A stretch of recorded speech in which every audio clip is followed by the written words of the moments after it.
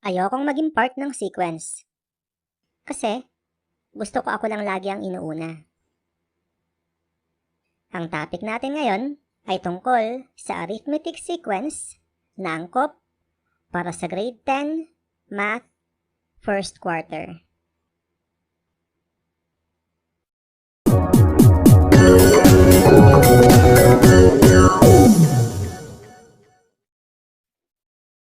Hey guys!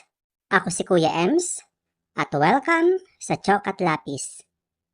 Para abangan ang mga susunod na episode, ma-notify tuwing mag-a-upload ako ng mga bagong lesson, at ipakita na rin ang support para sa Chalk at Lapis, please click the subscribe button, pati na rin yung notification bell. Pag-uusapan natin ngayon ang kauna-unahang topic para sa grade 10 math. Walang iba, kundi ang arithmetic sequence. In particular, pag-uusapan natin ang mga sumusunod: finding the next term, finding the nth term, at finding the sum of the arithmetic sequence. Alamin muna natin ano ba ang ibig sabihin ng sequence. Kapag naglista ka ng mga number o object in a certain order, tinatawag itong sequence. Halimbawa, ang highest temperature netong mga nakaraang araw ay 32, 34, 35, at 33 degrees Celsius. Ang list na ito ay tinatawag nating sequence. Ang isang sequence ay kahit na anong ordered list of numbers na kadalasan ay may pattern, pero pwede rin namang wala. Isa pang halimbawa ng sequence ay 2, 4, 6, 8, 10, 12, and so on. Ang tawag sa ganitong uri ng sequence ay infinite sequence. Ang isang infinite sequence ay sequence na walang katapusan. Parang pangakong pagtingin ng jowa mo sa iyo nung kayo pa. Ang 3 dots sa dulo ng isang sequence ang nagsisimbolize na isa itong infinite sequence. Ang kabaligtaran ng infinite sequence ay isang finite sequence. Ibig sabihin nito, natatapos ang list ng number after a certain number of terms, tulad ng example natin kanina sa temperatures. Ang bawat number sa isang sequence ay tinatawag nating terms. Ang unang number sa list ay ang first term, yung pangalawang number, ang second term, pangatlo, ang third term, and so on. Ano naman ang arithmetic sequence? Ang arithmetic sequence ay sequence of numbers na ang difference ng kahit na anong dalawang magkasunod na term ay constant o hindi nagbabago. Halimbawa, ang sequence na 2, 4, 6, 8, 10 ay isang arithmetic sequence. Kasi kapag pinag-subtract mo ang kahit na anong dalawang magkasunod na term, ang sagot ay laging constant na 2. Halimbawa, difference ng first at second term, 4 minus 2 ay 2. Difference naman ng third at second term, 6 minus 4 ay 2 din. Ang common difference, kahit saang magkasunod na term ka kumuha ay laging 2. Isa pang example ng arithmetic sequence ay 21, 18, 15, 12, 9, and so on. Dahil may constant difference ang bawat magkasunod na term, sa halimbawang ito, ang common difference ay 18 minus 21, o kaya 15 minus 18, and so on, ay negative 3. Kung ang common difference ay positive, ibig sabihin ay papataas ang value ng succeeding terms ng sequence kasi nag-a-add tayo ng positive number kada term. Kung negative naman ang common difference, paliit ng paliit ang succeeding term kasi nag-a-add tayo ng negative number kada susunod na term. Kung hindi given sa isang tanong kung ano ang common difference, madali lang itong i-compute kasi kailangan mo lang i-subtract ang kahit na anong magkasunod na term. Para isulat kung pang ilang term sa sequence ang isang number, ginagamitan natin ito ng subscript o maliit na number sa bandang ibaba. Ang kadalasang variable na ginagamit natin sa isang unknown number sa isang term ay small letter a. Kaya kapag sinulat ang a sub 7, ang ibig sabihin nito ay 7th term. Kapag nakakita ka naman ng notation na a sub n, ang tawag dito ay nth term. Isa itong generic term para i-represent ang kahit na anong term sa sequence. Dumako na tayo sa actual computations. Para kunin ang next term sa isang sequence, i-add mo lang ang common difference d sa term. For example, ito ang sequence. 4, 7, 10, 13. Ano ang next term sa 13? Kunin mo muna ang common difference. 7 minus 4 ay 3. 10 minus 7 ay 3. So, 3 ang common difference, D. Kaya i-add mo lang ang 3 sa last term na 13. 13 plus 3 ay 16. Madali lang, di ba? Paano mo naman kukunin ang nth term? Heto ang formula ng pagkuha ng nth term.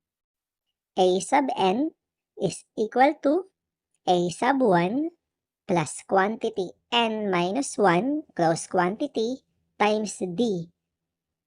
A sub n yung nth term. A sub 1 yung first term. N yung term. At d yung common difference. Dun sa same example natin kanina, ano ang 21st term? Alam na natin ang first term ay 4.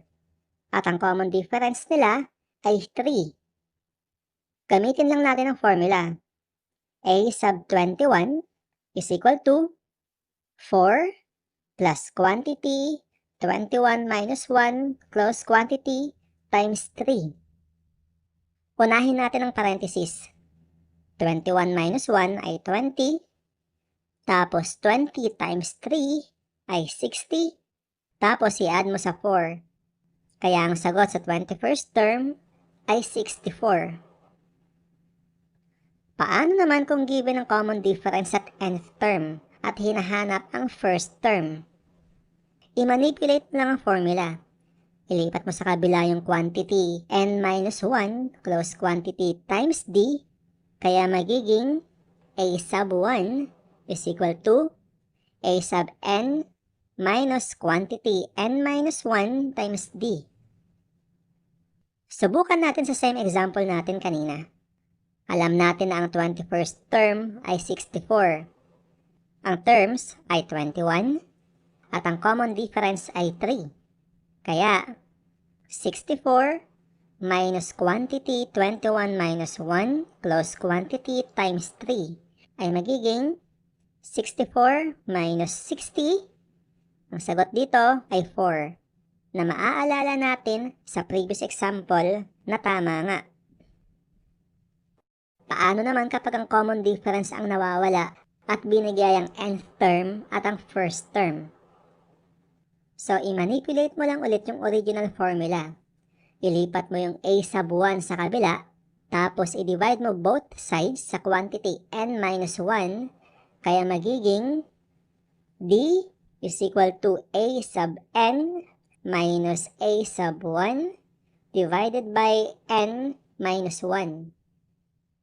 Sa previous example ulit, a sub n natin ay 64, ang terms natin ay 21, at ang first term ay 4. Kaya, 64 minus 4 divided by 21 minus 1. Ito ay magiging 60 divided by 20. Ang sagot dito ay 3, as verified din dun sa previous examples. So, alam na natin ang formula ng arithmetic sequence. Kahit pagbali-baligtarin pa natin kung ano ang unknowns, kaya na nating hanapin. Ngayon, paano naman natin kukunin yung sum ng arithmetic sequence? Ang sum ng arithmetic sequence ay kapag pinag-add mo lahat ng terms sa sequence. Ang tawag sa sum ng arithmetic sequence ay arithmetic series.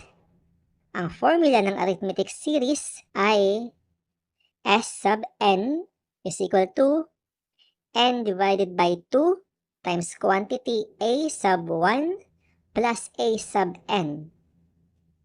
Ang a sub n ang arithmetic series or sum ng arithmetic sequence or sum ng first n terms.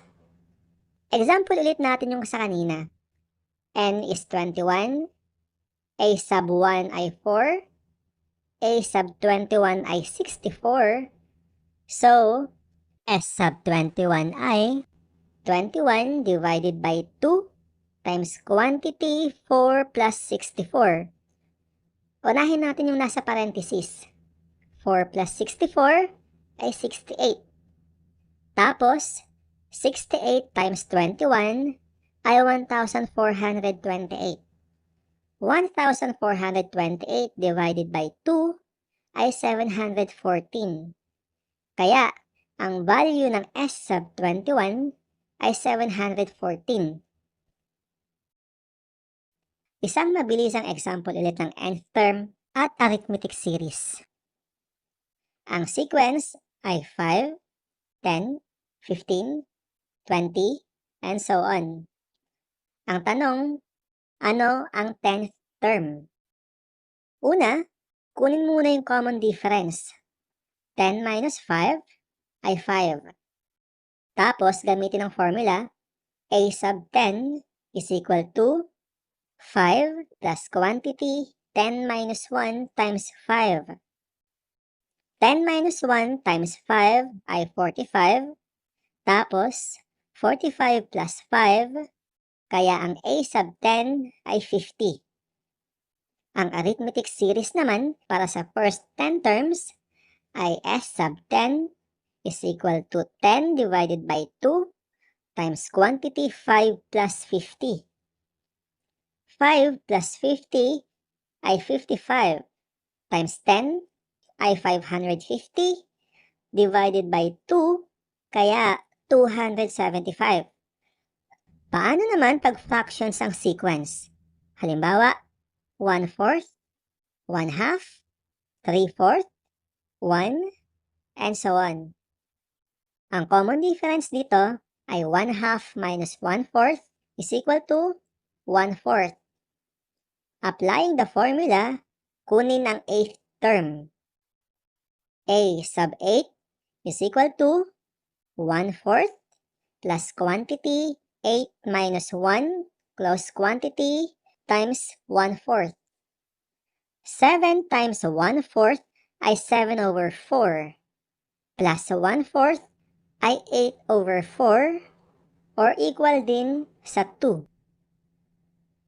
Ang arithmetic series naman ng first 8 terms ng sequence na to ay s sub 8 is equal to 8 divided by 2 times quantity 1/4 plus 2 close quantity. 1/4 plus 2 ay 9 over 4. 9 over 4 times 8 ay 72 over 4 or 18. Tapos, 18 divided by 2 ay 9. Kaya ang s sub 8 ay 9. In summary, ang sequence ay isang ordered list of numbers or objects. Ang arithmetic sequence naman ay isang uri ng sequence na kung saan ang difference ng kahit na anong magkasunod na term ay pareho.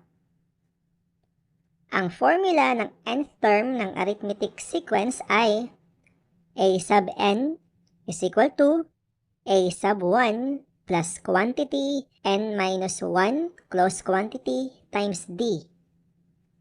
At ang formula naman ng arithmetic series or sum ng first n terms ay s sub n is equal to n divided by 2 times quantity a sub 1 plus a sub n, na kung saan ang a sub n ang nth term, a sub 1 ang first term, Ang N ang number of terms, D ang common difference, at S sub N ang arithmetic series.